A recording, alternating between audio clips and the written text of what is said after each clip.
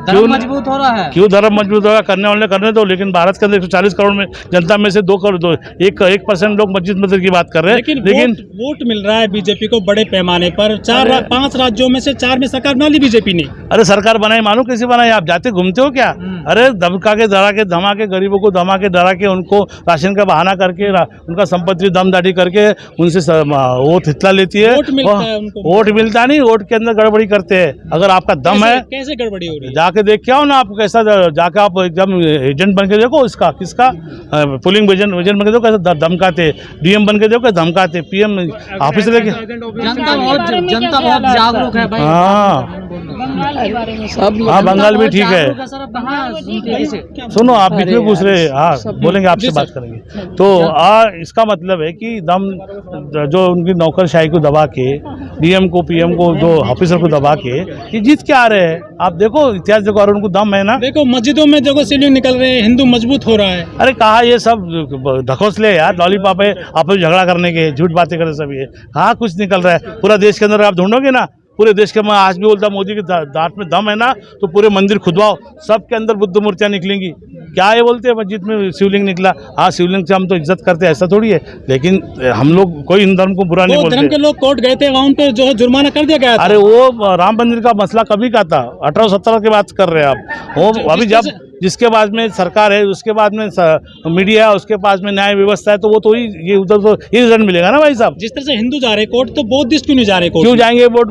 उनको मजदूर कर दिया बेचारे, वो असमर्थ है, वो ताकतवर नहीं है, सबसे शोषण आ रहा है, सब में दरिद्रों का भोजनों का कई सालों से शोषण हो रहा है, और उसका फायदा उठा रहे इन लोग। मोदी जी विदेश जाते हैं, कहते हैं बुद्ध की देश से आया हूँ, बुद्ध की धरती से आया हूँ। वो बोलेंगे क्योंकि उनको वहाँ पर पैसा पानी मिलता है ना, फंड मिलता है ना। लेकिन बुद्ध दिया है दुनिया को, फिर भारत का बुद्ध पूरे देश में गया है। मोदी को ये सोचना चाहिए कि मेरा बुद्ध इतना महान है, उससे मुझे देश में मान सम्मान मिलता प्रदेश में। लेकिन आप सोचो कि जो प्रदेश में घूम रहे हैं ना मोदी, वो हमारे टैक्स से भर रहे, हमारे पैसे से, देश के पैसे से घूम रहे हैं। और वो पैसा अगर हमारे देश के रोजगार को लगाए, देश के स्वास्थ्य सेवा को लगाए, शिक्षा सेवा को लगाए, तो हमारा देश का परिस्थिति बदल जाएगा। लेकिन राम की बात कर रहे हैं, हनुमान की बात कर रहे हैं। अरे राम हनुमान करो, कोई प्रॉब्लम नहीं है। बाबा साहब संविधान ने सबको सम्मान दिया है। हम भी बोलते कि राम, हम भी चालीसा बोलते हैं, हमारा भी चालीसा देखो, जय जय जय संविधान गाता, अखंड भारत की रक्षा करता। ये आप भोंगे में बजाओ, ये आप चालीसा में बजाओ, आपका देश का उन्नति होगा। चालीसा हो रही है आपके नवनीत राणा महाराष्ट्र में कर रही है, इसलिए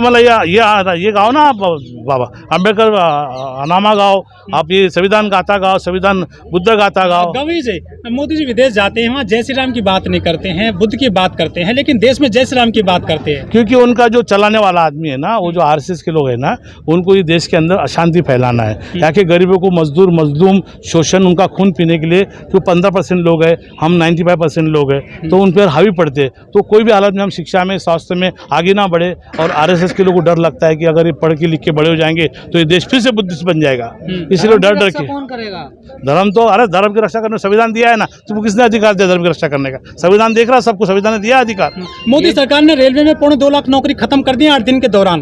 भाई वो तो छोड़ो, आज के डेट के अंदर नौकरियों के अंदर, रेलवे के अंदर 66 लाख नौकरियां खाली पड़ी है, वैकेंसी नहीं भरी जाती है, तो कॉन्ट्रैक्ट बेस के ऊपर, यानी ठेकेदारी पे। ठेकेदारी एक गुलामी होती है। तो मोदी चाहता है कि यहाँ का हिंदू गुलाम बने, यहाँ का मुस्लिम गुलाम बने, यहाँ का बहुजन गुलाम बने, यहाँ का दलित गुलाम बने, और 15% लोगों की चाकरी नौकरी करे, उनके घर में काम धंधा करे। तो ये सब नहीं चलने वाला है। आज का बहुजन समाज जागरूक हो चुका है, आज का मुस्लिम समाज जागरूक हो चुका है, आज का ओबीसी समाज जागरूक हो चुका है। आने वाले दिनों में मोदी के अगर बैलेट पेपर से चुनाव हो जाते हैं तो मोदी को हारना तय है। 2024 के अंदर मोदी जाना तय है, और नहीं गए जाएंगे तो हम उसके लिए भारत भ्रमण करेंगे, और लोगों के सब जितनी राजनीतिक पार्टी है, छोटी मोटी देश के अंदर संस्थाएं, इनको एक करेंगे और आईडिया के माध्यम से इसको एक साथ जोड़ेंगे, इंडियन डेमोक्रेसी अलायंस करेंगे, और देश के अंदर हम फिर से सरकार लाएंगे। आप कह रहे हैं कि हम जो ईवीएम से नहीं कराएंगे चुनाव, अगली बार जो है बैलेट पेपर की मांग कर रहे हैं, लेकिन विपक्षी पार्टियां हैं जो, वो तो ऐसी कोई मांग नहीं उठा रही है सरकार से। क्योंकि विपक्षी पार्टियां डरी हुई ना उनसे, उनके पास मसल पावर है, बैन पावर है, उनके पास में आईडी सीबीआई सब कुछ है ना, तो विपक्ष के भी लोग कई हाथ उनके फंसे रहते, डर जाते हैं। हमारा का हाथ फंसे, हमें डाल दो अंदर, हम तो मांग करेंगे बैलेट से लेकर। घर मोदी हो रहा है, आप क्या बात कर रहे हैं? अरे हर बाबा साहब, हर बाबा साहब घर में हो रहा है, क्या बात कर रहे हैं आप? बाबा साहब है तो मोदी है, बाबा साहब ने मोदी कहाँ से आता? स्टेचू तोड़ दें बाबा साहब के लोग। वो तोड़ने वाले अंधभक्त होते, 2-4 तो देश में होते हैं ऐसे ना, हाँ। तो 2-4 लोग को माफ कर देने का, वो उनकी गलती है, उनके माँ बाप ने वो सिखाया तो क्या कर सकते? संविधान बदलेंगे। क्या बदलेंगे? उनके बाप की ताकत है क्या संविधान बदलने के लिए? उनके 10 पूर्वज भी बदल सकते, वो क्या बदलेंगे संविधान? कह रहे हैं आरएसएस वाले 2025 में 100 साल हो जाएगा ना आरएसएस को, हाँ, तब बदल जाएंगे, मनुष्य मूर्ति लेकर के आएंगे। कैसे लेके आएंगे? देश के अंदर पूरा हंगामा बन जाएगा। हम लोग संविधान रक्षक है, हम जो संविधान रक्षक बैठे हैं ना, के साथ नहीं है। अरे हिंदू राष्ट्र की जब तो देश पूरे वर्ल्ड के अंदर भारत देश बुद्धिस्ट देश है, कहाँ से हिंदू देश बन जाएगा? बाबा साहब ने संविधान लिखा है, 1 नंबर कॉलम में लिखा आर्टिकल में कि भारत देश है। हिंदुस्तान तो आप बोल रहे, बोलो, आपको अधिकार बोलने का दिया है, संविधान ने अधिकार दिया है ना। हिंदू राष्ट्र की बात क्या हो रही? बुद्धिस्ट राष्ट्र में हिंदुस्तान नहीं है लिखा, नहीं लिखा है, जाके पढ़ लो, पहले पान पे ऊपर लिखा आर्टिकल 1 लिखो, पढ़ो। हाँ, आप अखंड भारत की बात कर रहे हैं, यही तो आरएसएस कह रहा है कि अखंड। अरे अखंड के, मैं उसके बाप का शब्द है, मेरा शब्द है, अखंड भारत की आरक्षण संरक्षण संविधान करता है, वो बात कर रहा हूँ मैं। सर, जो दलित सांसद है 131 लोकसभा में कुछ काम कर रहे हैं दलितों अरे वो दलितों का तो मुंह दबा के रखा है ना, 131 उनको आरक्षण दे चुका है, वो साले दल्ले बन चुके हैं हमारे जो 131 सांसद है, उनको सिर्फ पेट भरने का, बीवी बच्चे भी प्रॉपर्टी बना रहे। जब देश के अंदर हालत खराब हो जाएगी तो उनकी भी खाल उतरी जाएगी। जब से मोदी जी आए हैं केंद्र में 2014 से, जो बहुजन पार्टियां हैं यूपी में, बिहार में, वो कुछ खत्म सी होती जा रही हैं, क्योंकि इनके पास में जो साम दंड भेदभाव से यूज कर रहे ना, ये पार्टी को डिवाइड एंड रूल, अंग्रेजों ने भी यही किया था देश के अंदर, पहले डिवाइड एंड रूल किया था और बाद में देश के ऊपर राज करेंगे। अभी वही नीति इन लोग आरएसएस वाले और बीजेपी वाले कर रहे, डिवाइड एंड रूल, डराओ धमकाओ और शासन करो। तो इसके अंदर बदलाव आने के लिए जागरूकता जरूरी है। कह रहे मोदी जी का डंका बज रहा है देश और दुनिया में। कहाँ बज रहा है? यहाँ के लोग वहाँ जाके नौकरी कर रहे हैं, जो प्रदेश विदेश में गए ना, महाराष्ट्र के लोग, देश के लोग वहाँ नौकरी करने गए और नौकरी के वहाँ पेट भर रहे हैं। अपने भारत में पहले नौकरी नहीं थी, इसलिए लोग जापान गए, चाइना गए, जा गए और वहाँ पर घर मोदी कर रहे। बाद में मोदी कोई पूछता नहीं आने के बाद में। सर, मोदी सरकार ने नोटबंदी करी, जीएसटी लेकर के आए और उन्होंने जो है काफी बदलाव। अरे भाई, रुपये की कीमत फिर भी लगातार गिर रही है। अरे आज 78 रुपीज डॉलर की कीमत हो गया, इसका मतलब मोदी जिम्मेदार है, इसलिए मोदी ने इसके लिए इस्तीफा देना चाहिए, दायित्व तो बनता है। आज रुपए की जो नोटबंदी के अंदर के जमाने के अंदर महंगाई इतनी बढ़ चुकी,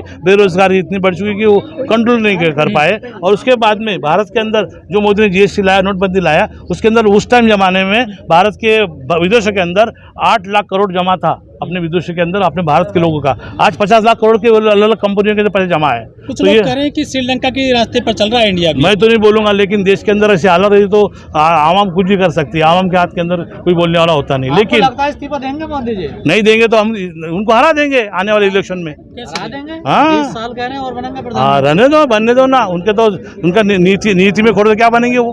और समाज जागरूक हो जाएगा तो कैसा बनेंगे? महाराष्ट्र आते हैं, वहाँ पर बहुजनों की राजनीति बड़े। अरे क्योंकि वहाँ तो गिर गई ना, अभी भी बीजेपी तो नहीं महाराष्ट्र के अंदर। हमने तो बिहार में भी कोशिश की हराने की, हमने पश्चिम बंगाल में गए, हम बिहार में, यूपी में। तो नहीं हरा पाते हैं आप लोग। महाराष्ट्र के अंदर आया ना, क्या सो रहे हैं क्या? महाराष्ट्र में सरकार बीजेपी की नहीं है, पिछली बार तो रही थी ना, वो आई थी, पत्थर मार दिया, आ गई। कैसे कैसे गिरी सरकार हो तो सबको पता ही है। छोड़ दो ना, उसकी बात नहीं। और आ गया बोलते, बोलो।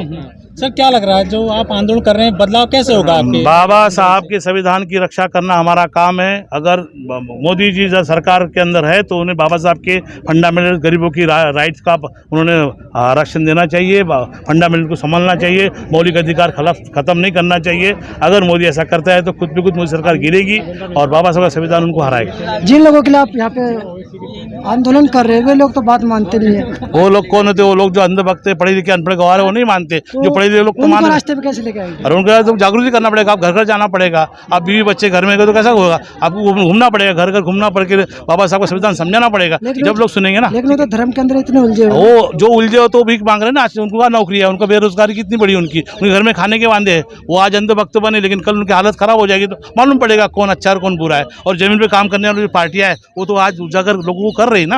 आप यहाँ पे